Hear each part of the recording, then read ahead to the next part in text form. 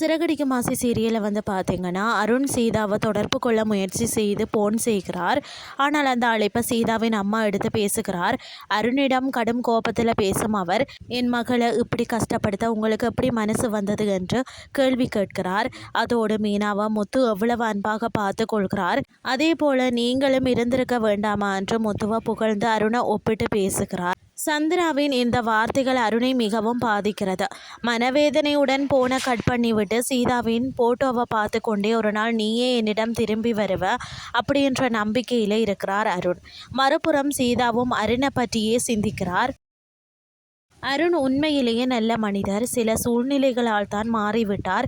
என்ன நடந்தாலும் அவரை நான் விட்டு கொடுக்க மாட்டேன் என்று மன உறுதியாக இருக்கிறார். இதை வெளியில் நின்று முத்துவும் மீனாவும் கேட்டு விடுகிறார்கள். இதைத் தொடர்ந்து மீனாவின் உடல்நிலை காரணமாக முத்து, மீனா மற்றும் சீதா மூவரும் பார்த்தீங்கன்னா ஒரு சிறப்பு மருத்துவரை சந்திக்க மருத்துவமனைக்கு செல்றாங்க. அனைத்து மருத்துவ பரிசோதனை ரிப்போர்ட்டுகளையும் ஆய்வு செய்த மருத்துவர் ஆப்ரேஷன் செய்வதே சிறந்த தீர்வு என்று கூறுகிறார். அதுக்கு பிறகு ஆப்ரேஷன் செய்தால் குழந்தை பிறக்கும் வாய்ப்பு உறுதியா என்று அவர்கள் கேட்க மருத்துவர் ஒரு குண்டை தூக்கி போடுகிறார். அதாவது இந்த ஆப்ரேஷன் சக்ஸஸ் ஆக 50 தான் சான்ஸ் இருக்கு என்றும், வெற்றி பெறாமல் விட்டாலும் பின்னர் வந்து பார்த்தீங்கன்னா டெஸ்ட் டியூட் பேபி போன்ற மாற்று மருத்துவ முறைகள் உள்ளது என்றும் சொல்கிறார். ஆனால் அதற்கு அதிக செலவு தேவைப்படும் என்பதையும் விளக்குகிறார். நீண்ட ஆலோசனைக்கு பிறகு முதல் ஆப்ரேஷன் செய்து பார்க்கலாம் என்ற முடிவை குடும்பத்தினர் எடுக்கிறார்கள். இந்த முடிவை மீனா மிகவும் கவலையில் வந்து ஆழ்த்துகிறது.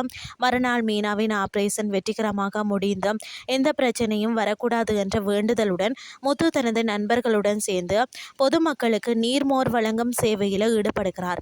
இது அவரது அன்பையும் மீனாவுக்கான அக்கறையையும் வெளிப்படுத்தும் காட்சியாக அமைகிறது. இதுதான் இன்றைய நாளுக்கான எபிசோட்.